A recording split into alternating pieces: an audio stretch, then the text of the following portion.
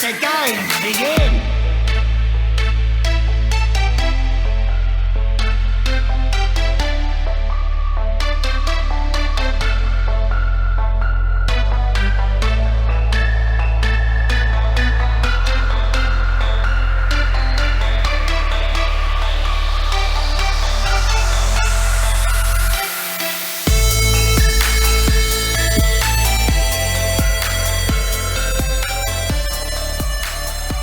Hello, you're listening to A Hero's Welcome, episode 11. Thank you so much for tuning in. My name is Wes, and with me to talk everything in the world of Overwatch, as usual, Andrew. So we had a new song there at the intro?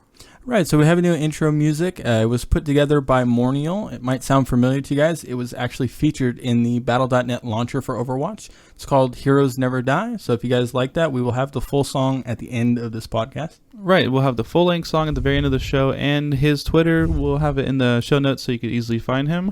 And we have a lot to talk about today. Our strategy segment's all about Tracer, one of my favorite characters. There's always a lot of things going on in the competitive scene, and news, obviously, lots of news because we have competitive mode. So something we've been looking to for a long time, so we'll have a lot to say about that, I'm sure. So let's talk about our personal experiences. Let's start with you. How was your competitive mode? Okay, so, I mean, as we said before, we both are really competitive players. We both spend most of our time in competitive. I know specifically I do most of my time. I don't think I've even played any quick play as of late. So I did my 10 placement matches. I actually did that in the PTR. I think I mentioned that last show, and I went 6-4 that time. I actually kind of reversed that this time around, 4-6. So not quite as good of experience. I still ended up about rank 47. But I've been playing quite a bit. I've played at least, 5-6 matches every night pretty much. I've had a lot of time to play, and although I will say I've had a lot of fun playing it as of lately, I've not been doing too well as of lately, losing quite a bit. So definitely kind of a reversal for what I'm used to. Yeah, we were talking a little bit before the show started. You said you're seeing a lot of Bastions in your games. So many Bastions, I cannot get over it. I can't get a full team of people without getting a Bastion on both sides of the field usually. And usually I don't mind it whatsoever. I mainly play a lot of Genji, specifically previously in quick play.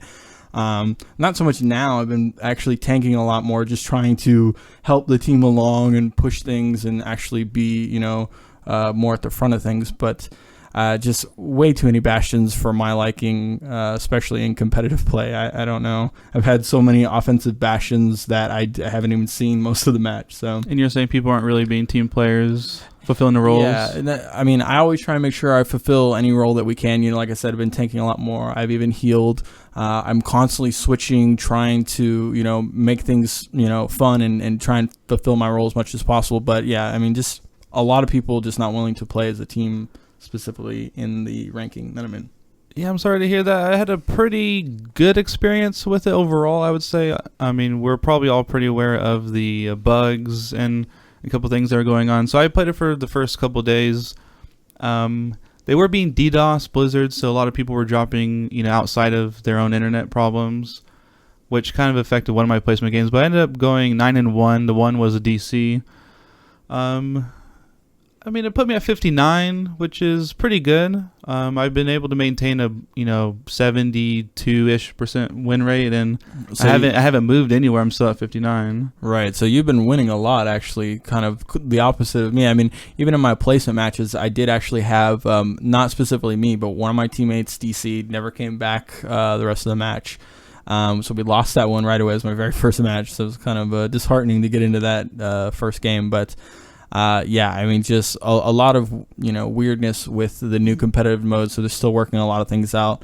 Ending up in a lot of groups on both sides of the field. I think I ended up in multiple 5 stacks where I was the only other person not in the group, which really kind of sucks. But, they're still kind of figuring things out. It's kind of to be expected. We knew things weren't going to be perfect right off the bat.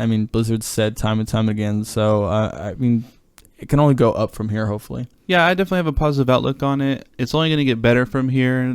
The one of the major bugs at first was the King of the Hill maps weren't awarding much progress in either way, and they've already come back and fixed that, and obviously we have competitive on all the even on the consoles now, and they came out a little bit later.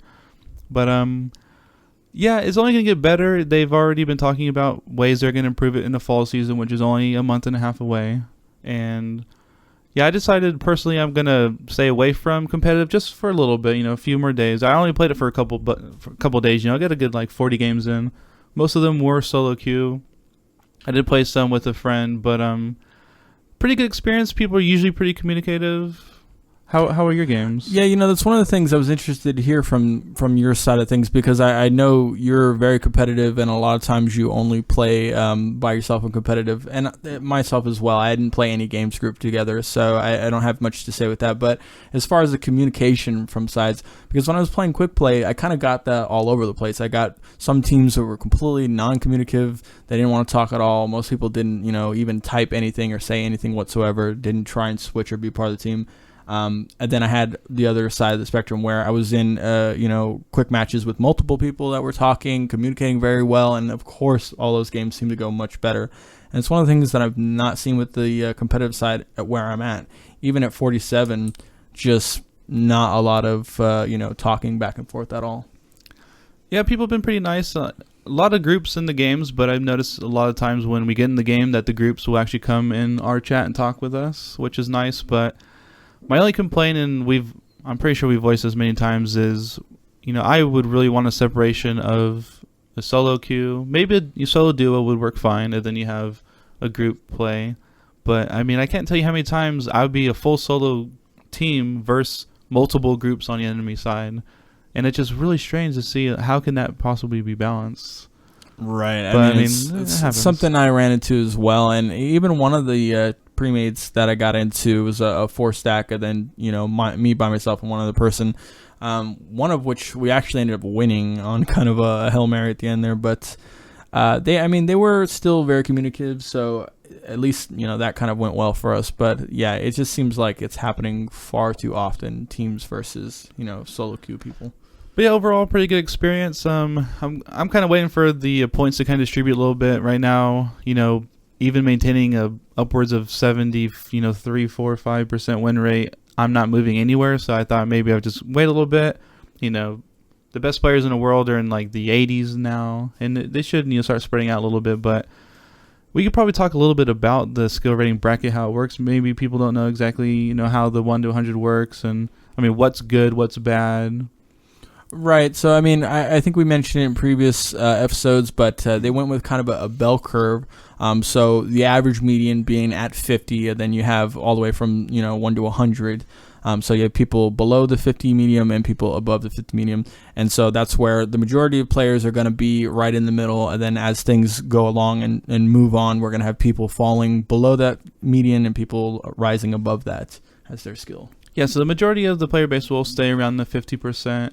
Which would be at 50. So it's easy to determine, if you're ranked 50, you're better than half of the player base. And that always stays the same, right? So as time goes on, people are going to be better experienced and better players.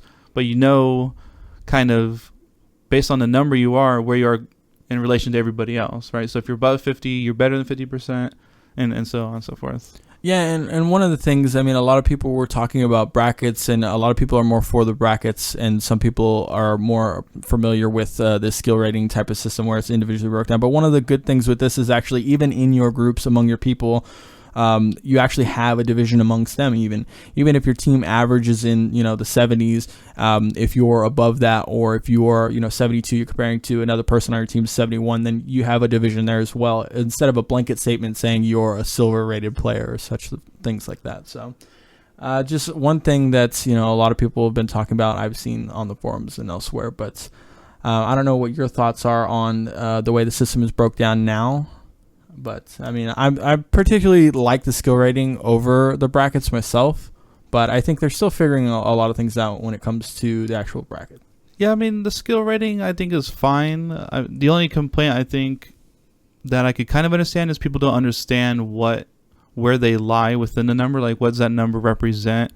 You could go to websites like Master Overwatch, I believe, that kind of says, here's the bell curve, and you could see, like, as soon as I did my placements, or maybe the day after, it told me, I'm in the top 6 percentile. So I could go on that website and find out, okay, that's kind of where I lie. And that's going to change, over time. Right, and as we mentioned, because of the bell curve, people are going to flood, to the middle, but then you're going to have people, that rise up to the upper numbers, and then you have people that'll fall down to the lower. So things are constantly moving. They're not staying the same, but the one thing that's always going to be constant is the average around 50. So a lot of people were talking about the way that players are distributed amongst the bell curve. A lot of people thinking that it's really weird that a huge group of, or the major percentage of players lie within such a small rating. But I mean, we actually have 100 different divisions. So it's just kind of a product of the way the bell curve actually works, is that the majority of players are going to be in the middle. And then as time goes on, things will spread out. So it's more of a result of the way the distribution actually works, as opposed to a forced number or people being put in a specific medium range. But yeah, overall, I think it's good. I think it will be improved, and Blizzard's already come out and told us, they're going to implement the time bank systems to the other maps and everything to get rid of the coin flips, which a lot of people are not really happy with. But I think most of the games are being won by the better team, which is, what your format should ultimately be trying to accomplish.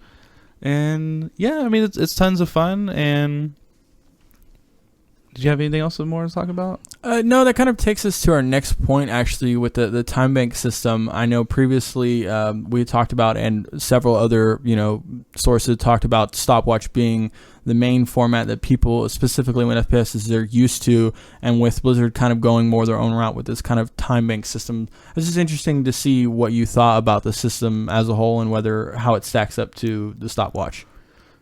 I think both the time bank and the stopwatch work fine. I think the game will be good on either one, whatever Blizzard decides. It seems like they're leaning more towards a time bank system, but like I said, I think the better team wins most of the time in either mode, and I'd be happy with either mode. So I would like some consistency, but the game's still early, so right now is the time to be testing all these different things out. You always hear about hero limits and different formats of everything, and right now is the time to be trying everything, testing everything, and seeing what's the best experience for everybody. Yeah, so I mean, I agree. I like the time bank system. I think it's done pretty well so far, and I think especially with them just kind of starting out with competitive play, I was really surprised to see how well it's worked so far. I know we talked about the numbers kind of in the previous episode, but yeah, I think everything else is going pretty well so far. Like I said, I still think the competitive play is actually working out pretty well. I mean, there were some bugs, things that they had to fix, and there's still a lot of things to kind of figure out. But overall, I think things are working out pretty decently so far. Yeah, it's pretty complicated, and it just, when I see what the community is really talking about, I think a lot of it comes from this feeling that most people feel that they're better than they actually are. So when they get put into a system this way, it's really disrupting what their enjoyment they're getting out of it.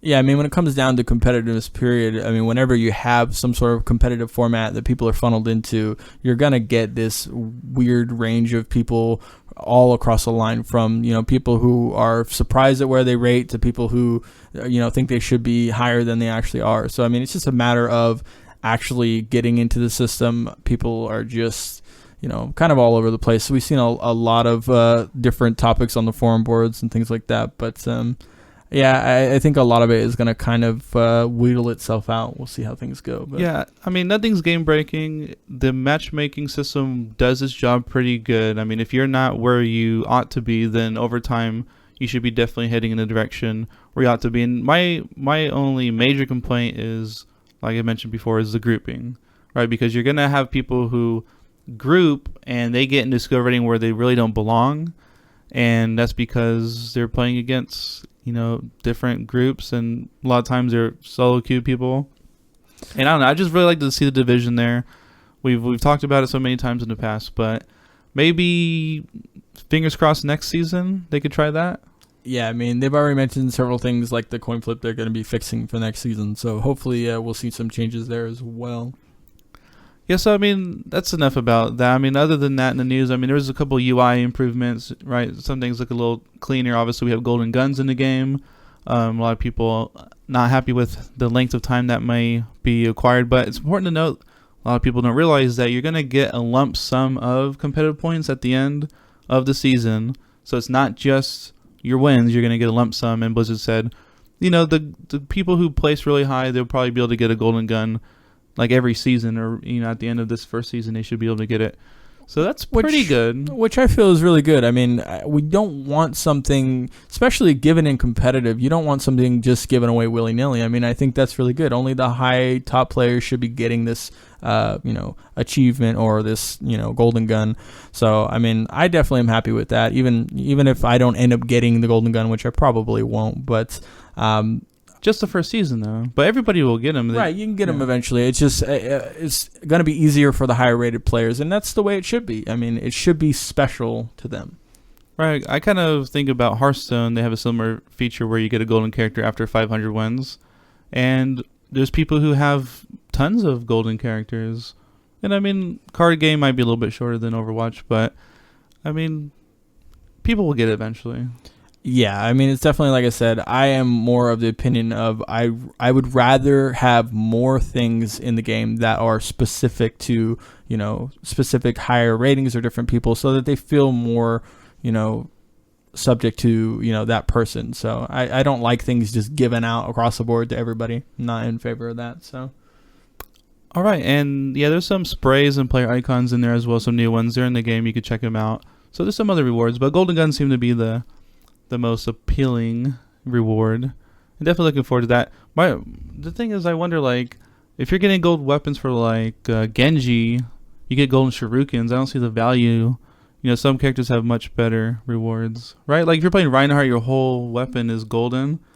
If you play Genji, like, your shurikens are golden. But they'll probably have it to where your sword's golden. I mean, they've already talked about, like, Roadhog's chain being golden in the future. And all that. So, yeah, I mean, it's just kind of different for each person. And, I mean, obviously, you wouldn't want it to be the same across the board. But, I mean, even with just different skins, specifically Genji, you have, the different shurikens. So, I mean, it's just, the way it is for him. But have you decided who you want golden weapons on? I haven't decided that yet, actually. Honestly, to tell you the truth, from a cosmetic standpoint, I really prefer the regular weapons over the golden weapons, but I mean, that's just me. So. Oh, really? I think it's gonna come down to whoever played the most at the time, which right now is Mercy, but golden staff is pretty cool. Yeah, I mean, I like Tracer, I like Genji, so I honestly would be happy to just get them, period. So, all right, so let's go into competitive. There's tons of tournaments. It's really hard to cover, in depth all the different things that are going on. We've been seeing new tournaments come up, new organizations we've been trying to cover. And it's been really healthy scene. First, let's talk about the meta a little bit. We've seen quite a bit of Soldier 76. A lot of tournaments not having the hero limits. We're seeing multiple 76s sometimes on one team.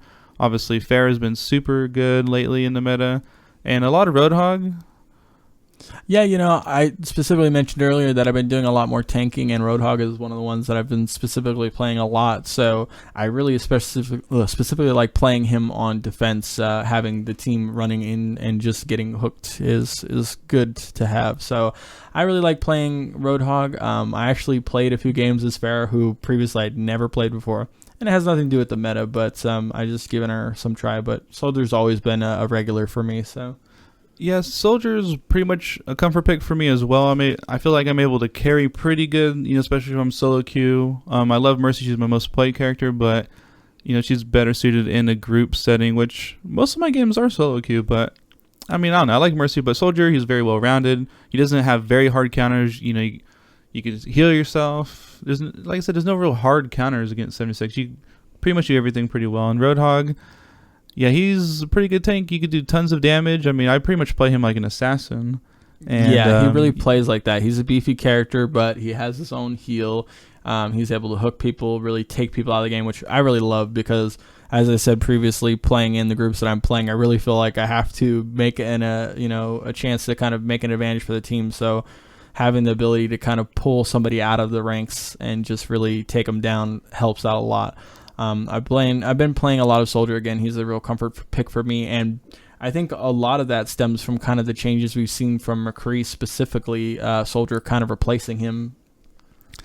Yeah, I still like McCree a lot, and I play him a lot, and I still see a lot of people right-click on him, so they haven't listened to our episode about that. I haven't listened to our podcast. I did play a little bit of McCree, and I did specifically just right-clicking into the shields and stuff like that. It's kind of funny, but yeah, I mean, McCree is still very good. I still like McCree very much. I'm obviously not as good with him as I feel like I am with Soldier, but I think just because of the nerf to him against tanks, being that it is really kind of tank heavy now, we're seeing a lot more soldiers who are able to not only deal very good damage in line with McCree, but also just able to deal with the tanks and stay alive as well, kind of adding to that.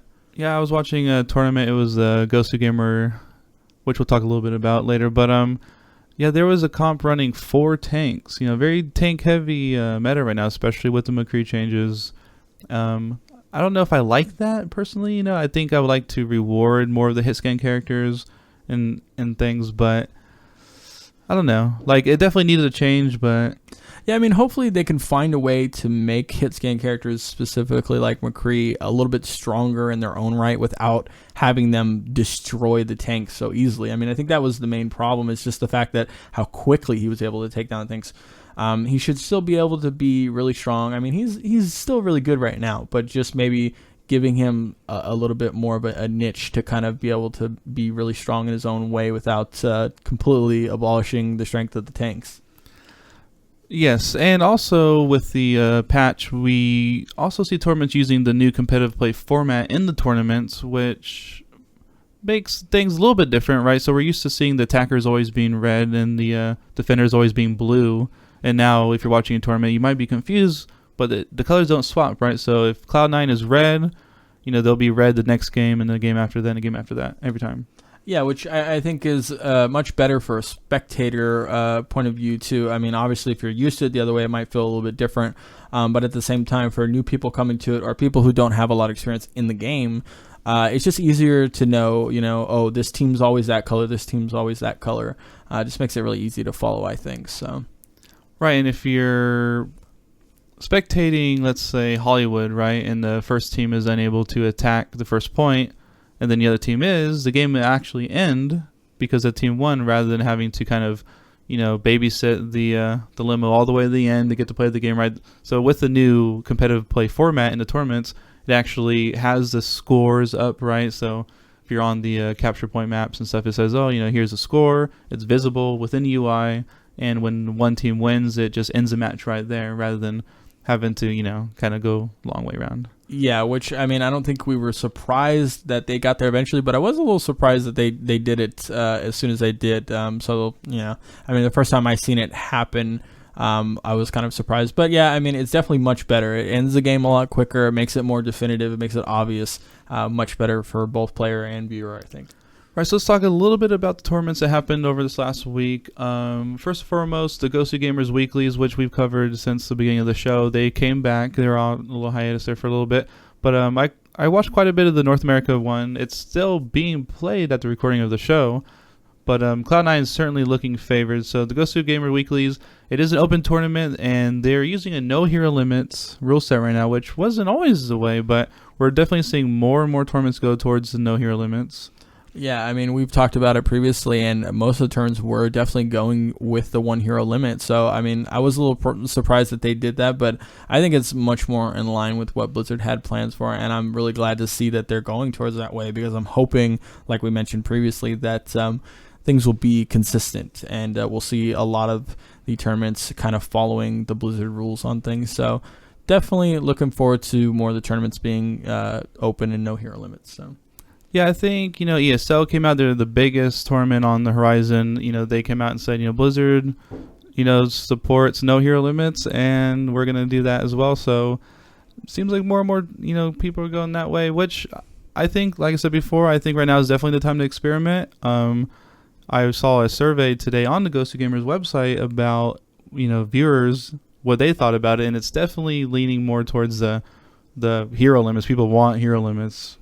but it's just because they see 6 tracers and Yeah, I think it's mostly kind of it's a false thing with people, a false perception. They see that they're seeing multiple heroes, and then it gets them to thinking, oh, well, those heroes must be strong in this situation. And I mean, there's nothing wrong with that, but at the same time, it's misleading to think that that means that there's, you know, some kind of niche that you have to kind of fall into in order to be compatible in that experience. So, I mean, we watched one of the previous matches, and we seen multiple tracers on the point. Like usual, you see them trying to, you know, keep it into overtime. But there was plenty of times when there weren't tracers. There were, you know, Genjis. There were, you know, 76s, tanks, 76s. yeah. I mean, yeah, it's just a matter of what you play well and what you think's best in the situation. yeah. So I'm excited to see what eventually ends up becoming the norm. And it's always, I mean, I think diversity is good as well. It's just some people don't like that much cheese in their diet. You know, it doesn't settle very well with them. But in addition to the North America Go To Gamer Weeklies, they actually have one in the European Union, which is, you know, one say it less now. They have a weekly going on. The Misfits won it, right, versus Reunited? 2-0 versus Reunited. So, I mean, doing really great. Misfits kind of on a roll lately. So, no surprise there. We talked about them in our previous show, and they have been doing really good so far. So, Right, congrats to so, them. yeah, so if they didn't listen to our last show, they used to be Graviton Surge. Yes, they used to be Graviton Surge. They were acquired by Misfits, and they're kind of really on a steamroll since then, doing pretty well. So, Yeah, they seem happy, and good to see them win. Congratulations to them. So, something a little bit different. Tespa, people might be familiar. They do a lot of collegiate tournaments. They have one for Overwatch, surprisingly. It is in the North America only. yeah, so we're actually really close. I mean, registration it will end July 8th, and the tournament will be starting on the 9th. So if you guys are interested in watching that, keep your eye on that. Be interesting to see how things go in the college scene. So, I mean, this is really the first college tournament that I've heard of for Overwatch, and so hopefully it'll be a good one. Right, so if you're listening to this pretty relatively new since it published, you do have enough time to register your team. It ends on July 8th, and the tournaments are going to start July 9th. Definitely seeing what kind of skill level the collegiate's able to bring. It's always interesting to see what kind of like level they're playing at. Yeah, definitely. So looking forward to that specifically. You see some of that day one like strategy. It's pretty funny sometimes. Yeah, definitely. Always interesting to see different unique things coming out. So let's get into our strategy segment. Like I said earlier, we're talking all about Tracer, one of my favorite carries. I love Tracer. yeah, I've always liked Tracer's kit. I've said that before. Loved Tracer's kit for the longest time. I didn't always feel very confident on Tracer. She's definitely one of those people that you kind of have to feel out and really play quite a bit to kind of get her kit down. But I've been playing a lot more of her, and I've done surprisingly well when I've played Tracer. So it's one of those things. Yeah. She is like the poster child of the game. She's on the cover of the game. She had a butt debacle in the past. A lot of controversy surrounding her. But now again with the no hero limits, seeing lots of tracers, 6, 7 tracers in one map is kind of craziness. But I think she's super fun. I love her kit. You just being able to blink, rewind time.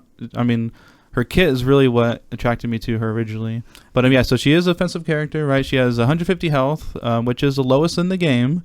Yeah, I mean, it's very typical. Her kit kind of gives her this super high mobility, and so kind of by default, she kind of has to be a little bit lower on health. It'd be a little ridiculous to have her in line with some of the bigger characters if she had the mobility that she has. So yeah, you can get more value out of her health if you're using her kit properly, which we'll be talking about. Yeah, definitely. So she has these pulse pistols as weapons, right? Left click does damage. You shoot people in the face.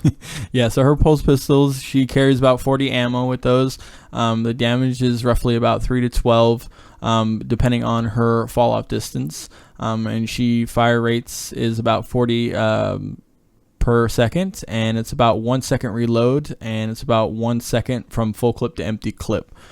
So one thing to really know with that is that you're really able to completely empty a full clip into pretty much any target really quickly. 1 second is super quick, and 1 second reload is really quick as well. So definitely make sure you're utilizing that as much as possible. Right, so like most characters, you do have fall off on the damage. So if the person's further away, the bullets will do less damage, like you said. So the least amount of damage it will do is 3, and 12 is about the most. And obviously if you get headshots, it's double. And just the thing to keep in mind is it takes the same amount of time to reload as it does to empty your clip. So it takes 1 second to fully unload 40 bullets, and it takes exactly 1 second to reload. So keep that in mind. Yeah, definitely. Now, her shift ability, her blink, really kind of the patented way she gets around the map. She's able to really move really quickly through the map. It covers about 15 feet of distance, so it's not a huge blink from one side to the other, but you're holding about 3 charges total, and they each have unique cooldown of about 3 seconds per charge. So you're really kind of able to spread those out or use them in fast succession and still have blinks constantly. Right, so this isn't so obvious to use to get good value, but you're able to blink in all 4 directions. So you're able to blink forward, left, right, and back. So it's not like a Genji where you could kind of shift in any direction up and down to diagonal or whatnot. But being able to know when and the distance of the distance traveled is very important, right? So if you're able, you're gonna do lots of damage at close range, right? That's where so you really knowing wanna be, so knowing exactly how many blinks, and if you're gonna blink forward, to the side, if you're trying to strafe and dodge things, just being able to use that to your advantage. And so every 3 seconds you get a charge, you can hold up to 3 charges, and it's displayed right there in the center, easy for you to see. Right, so you're able to blink in the direction that you are going in, so you really want to make sure that you don't, I've had so many times where I've done that, been traveling one direction and wanted to go into another, and you push shift a little early there, so just make sure it's in the direction that you're traveling, you want to be going before you shift. And like you mentioned, you can't go up at an angle or down. You don't change your height or any of that. But you are able to actually use it to get over obstacles as well. And we'll talk about that a little bit later in the actual open discussion as well.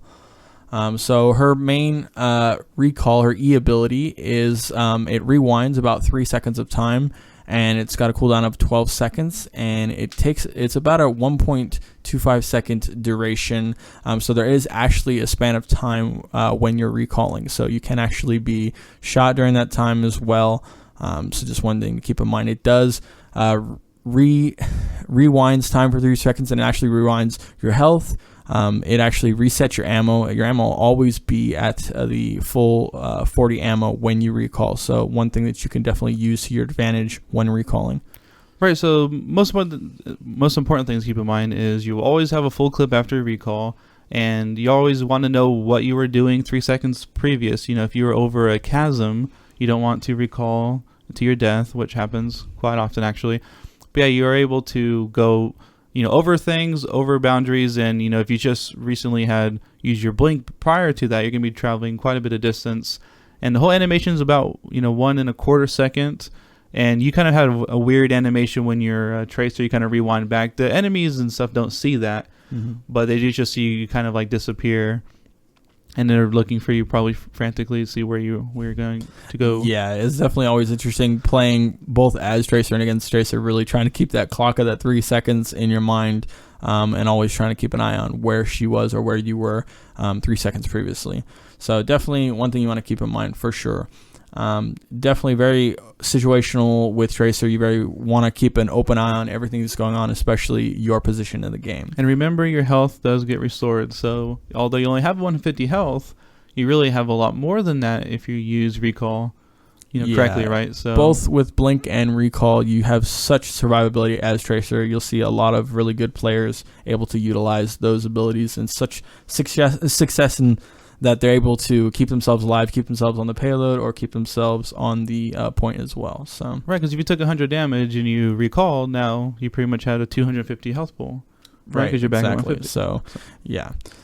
So her ultimate, her pulse bomb, it's about a 1 second cast. Interesting thing to note with that is the cast actually happens once the bomb actually sticks. So you can throw it off of a ledge or such, and it won't actually activate until it sticks to something. And then after that, about 1 second, then it actually detonates. It's important to note that it doesn't take you a second to cast it. Right, exactly. So it is an instant ability. Right. But it's 1 second after it attaches to something. Then it will detonate, yeah. So it does about 400 damage, and then actually on contact, and actually has some splash damage as well. It actually does do 5 damage on the initial stick if you can actually stick it onto a character, and that stick of 5 damage can actually crit if it sticks to the head region of your enemy and does 10 damage. So it's not a whole lot of damage, but it's just interesting to note. One of the things that I did not know right off the bat as well. I mean, obviously the main damage that you're looking for is the 400 on contact once it actually explodes.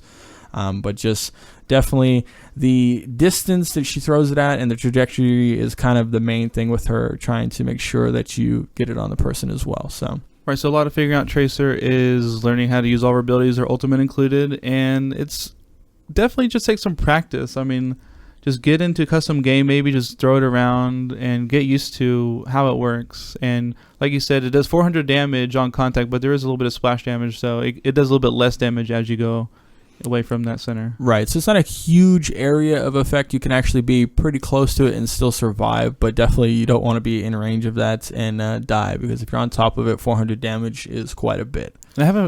I don't remember you saying it, but you can kill yourself with your ultimate. Right, I did not mention that. Yes, you can definitely kill yourself, so definitely make sure you have an out. Most people, have their recall on hand so that as soon as they stick the bomb down, they're able to recall. Is one of the main combinations with her as well. Yeah, so it's like Diva, so when you ultimate, you want to be away, but pretty much as long as you have a single blink or a recall available, you should be safe. Yeah.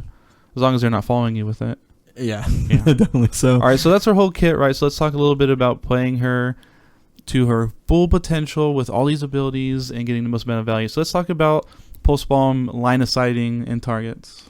Right, so I mean, obviously it does 400 damage. It's quite a bit of damage, but still you want to prioritize who you're using this on.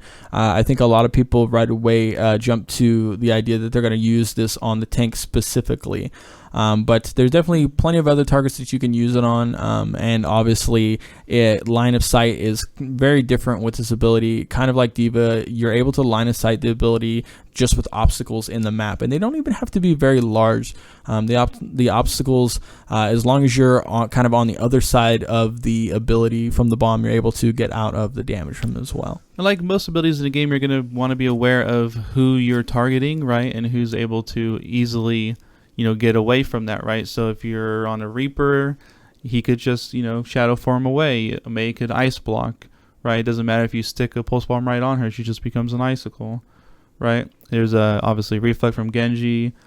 People who have immunities, you want to watch out for that. If they've already used it, then you should be pretty good. Yeah, so definitely who you're targeting is very important. So tanks are very slow, so you're able to really use it to a pretty good advantage on them. Even characters like Reinhardt, you can actually walk right through his shield and put it on his back, and then he really can't do much about that. And the worst is Zarya shields, let me tell you. Oh, yeah. I mean, it's just going to absorb the whole thing, and she's going to be all buffed and lit up like a Christmas tree. Yeah, so you definitely got to pay attention. Obviously, if you just use the shield, then you're able to kind of freely use it. But yeah, definitely keep in mind of who you're targeting. I think tanks are pretty good just because you're able to really take them down with one single ult. And also, a lot of times, specifically with Reinhardt, is a lot of other characters, especially healers and such, will be right there with them. And so you can kind of really catch them off guard, get a lot of people in that as well. Yeah, and a lot of times, if tanks do have full health, the 400 damage is not going to be enough to kill them. So a lot of times you want to soften up a little bit or even shoot him a few times in the face before you recall. Make sure you get that kill. And be aware of shields, right? So Reinhardt has a shield up. You could stick the bomb to the shield and it's not going to hurt him. You still might get a kill if someone's on the other side of it, but like a Winston shield, it will definitely catch the bomb on it. So just gotta be careful. Yeah, definitely. So it's one of those things we mentioned before with Tracer. You really kind of have to just kind of play her and figure her out. I know I spent quite a bit of time playing her before I really kind of figured out how to play her well. So we mentioned previously the aim is definitely difficult with her. It's one of those things you kind of have to learn to gauge. With her ultimate. With her ultimate, yes, specifically. And the trajectory does not actually change. Like some other ults, you can actually aim the ability upwards or downwards, get it to arc at a different and fly farther or shorter. That none of that happens with her. So she does not actually change the trajectory of her bomb. It flies the same distance regardless of how you aim it. You're just trying to get close enough to kind of stick that on someone. Yeah, what I learned is knowing exactly what your blink distances are, you're able to kind of, okay, they're exactly 2 blinks or maybe 3 blinks away, So you're like right on top of them, and then you ulti them, stick them, and then rewind back. So knowing the exact distance you need to blink into them so they're right in front of you, then you ulti on them, then you get out of there. And yeah, and you can do it, like we said, all her abilities are instant, so you're able to do them in quick succession, use them together. Perfect example, I've seen a really great one. I forget who it was that did it, but there was actually a Pharah in midair, and Tracer actually blinked out to the midair Pharah, threw the pulse bomb, recalled, and got the stick on the Pharah and killed her. And it's just amazing play. That's really a perfect example of knowing exactly how far you're going to travel with those blinks and exactly how far you're actually able to throw the pulse bomb. So let's talk a little bit more about blink. We talked about how you're not able to blink up. You're only be able to blink across, up, down, left, right. But you're able to get to a lot of places in the map where you normally wouldn't be able to. You're able to bypass a lot of obstacles. Volskaya, point A comes to mind right away when you're attacking. You just go the left route. But there's a lot of hidden routes you're able to take with Tracer, and they won't be expecting you. Even point B on Volskaya, you go all the way to the right and go around that choke point there. Yeah, exactly. So she does not able to go up trajectory-wise with her blink or down, but she can actually keep the same height when she travels a distance. So you're really able to jump a gap and blink in rapid succession and able to cover that distance and end up on the other side exactly the same height. I use it a lot. There's plenty of other maps that you're able to use it on, so you can really come out of the certain wherever you're at that exact level, and you will stay there even when you blink. Right, and we didn't mention it, but by default in the PC, you could actually right-click as well to blink. I don't right-click. I don't know anyone that right-clicks. I very rarely, occasionally, I will do it. It's not something I like to get in the habit of doing, besides the fact that shift is, such an easier way to do it, I think, in most cases. Especially considering your left hand is doing the movement and you really kind of don't want to jumble things up, I think.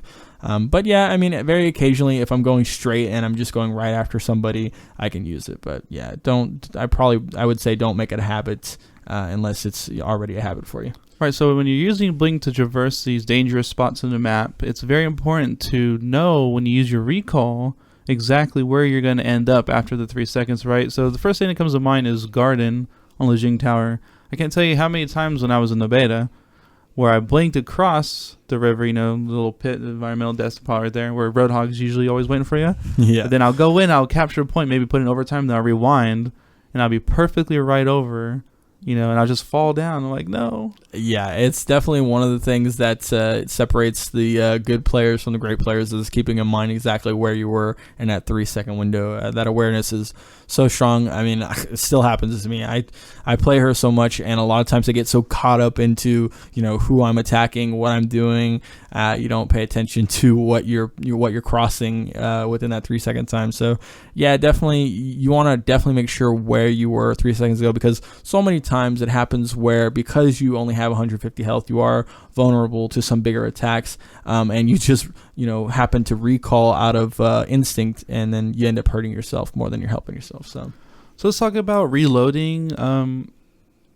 I find myself manually reloading quite a bit on Tracer, right? So we talked about it takes 1 second to unload a clip and takes exactly 1 second to reload and to unload, and you pretty much are never sitting on nothing but a full clip, right? So every time you recall, you're going to automatically get 40 bullets. But you're pretty much always emptying your clip every time you encounter someone. Yeah, you really have to make sure that you're managing that very well, because one of the things with Tracer is that she does a lot of really quick damage. I mean, like we mentioned before, it's only 3 to 12 damage depending on the fall off, and she only has about 40 ammo in her clip. So you definitely don't want to waste any of that. You want to make sure that you're constantly sitting at that full clip, because if someone comes up on you and you need to use it, or if you're able to get in to an advantage position and really use her blink to get in there and kill someone really quickly, you definitely don't want to blink into somebody and then have to reload. That's a poor example. So, and it probably goes without saying, but she is an offensive character, but she does very good flanking. She's able to get behind lines, behind the Reinhardt shield, be a very big annoyance. Yes, very much like a Genji. I mean, in so many ways, she is better than Genji because she has the survivability as well, and maneuverability. So I really do really well with her when I play her very aggressively. So you're able to get in the back line, take people out, really choose your targets. That's another thing that we should really talk about is choosing your targets, not just with your pulse bomb, but just with who you're taking down, who you're focusing on, and then really using her to push up and create that defensive wall before they even get to the rest of your team. Right, and usually I find healers and support are usually the first people I target. I mean, lower health pools. Yeah, definitely the first people you want to target because in most situations, the rest of your team is so focused on, the tank who's out front or someone like a Reaper who's really hurting them and doing a lot of damage that they're not able to get into the back and take out the healer. So it's really your job as the flanker to really deal with the healer and support in the back line. And I really find a lot of times that doing so and taking out the healer in the backline really throws the team fight in your favor because if you still have your healer and they're keeping you alive, then it's just so much easier to take out the rest of the team. Right. Yeah, I feel really bad for enemy teams Zenyatas. They don't have any mobility. You just sit there. Just so easy to hit them in the head. Just ding, ding, ding, and... Yeah, we talked about Zenyatta previously. I really like Zenyatta, but kind of the bane of your existence, the Genjis and the Tracers. So yeah, definitely watch out for that. Stay close to your friendlies when you are Zenyatta. Watch out. Yeah, one thing to notice also is the difference between a good Tracer and a really, really good Tracer is you're able to pretty much take out any character apart from tanks in one clip. So when you're doing that, you're doing pretty well. When you get a backline, see Mercy, see Alicio, I mean, anyone 250 health and under, you're pretty much, able to one clip them, right, rather than having to reload and that, But that's really what I found is when you're able to do that, you're able to perform so much better. Definitely. One of the things is so easy for characters to be able to get away. You have so many different characters with different mobilities and get out of jail free cards that if you give them that opportunity, if you have to take that time to reload, then you're really shooting yourself in the foot there. So definitely make sure that you are aiming specifically for the head region and just making sure that you're aiming very well and trying to take them out with one clip, and you will just do so much better with that. She has the mobility. She has all the tools that you need to really take anyone out. It really comes down to a matter of executing your play with her.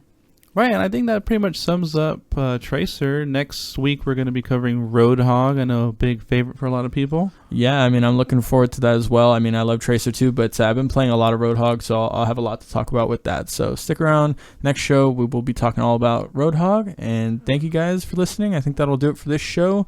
We'll see you next week, and as always, if you have any questions, concerns, comments, anything like that, definitely email us at our email or Twitter. Right, so we love hearing from you guys. Thank you so much for all the people who have reached out to us already. Our email is theheroeswelcomepodcast@gmail.com, and our Twitter is @2moonsstudios, and we'll have both of those links in the show notes below. Again, thank you so much, and until next time. Till next time.